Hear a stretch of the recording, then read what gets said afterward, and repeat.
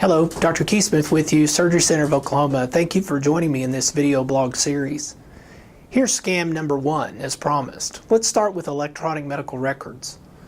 You know, the state has such great ideas, they have to be mandatory, and this is no different.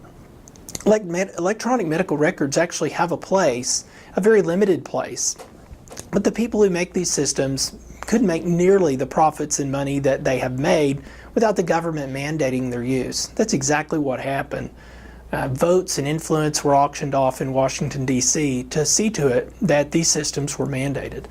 The government also wants all of your medical records, and that is very clear from the way that they have implemented what's called meaningful use, where patients' medical data is basically turned over to the bureaucrats in Washington. None of this information in your medical record is nearly as secure once it's digitalized, because we read all the time about laptops full of patient information or big insurance carriers leaking information that's confidential, and those stories are in the paper all the time. Hospitals like electronic medical record systems for another reason. Big hospitals like it because these systems have become so expensive that the physicians who've thrown up their hands and decided they can't afford them are much more likely to succumb to an offer that they can't refuse to become a hospital employee. This has driven a lot of physicians to hospital employment where they can be more easily controlled by the hospitals.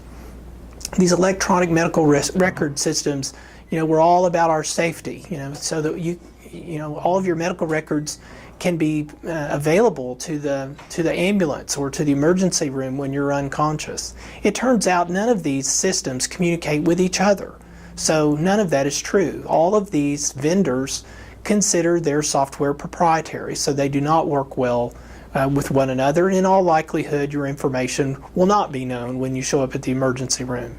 There are private vendors that will actually put your electronic medical records on a zip drive that you can carry with you on a necklace, for instance. So none of these systems really provide us any safety as promised.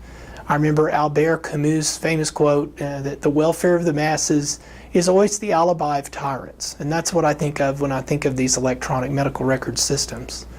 As a physician, if you use these systems in a hospital, you've seen these huge records in which most of the pertinent information pertaining to a patient who's hospitalized is actually very difficult, if not impossible, to find. And I think that means these records are actually not as safe as the old-fashioned paper ones. Electronic medical records is a scam. It is nothing that we use here at the Surgery Center of Oklahoma. And I think if you ask the vast majority of physicians, they would tell you they wish they did not have to use them. We'll continue with the series, and we'll have another scam for you here very shortly. Thanks for watching.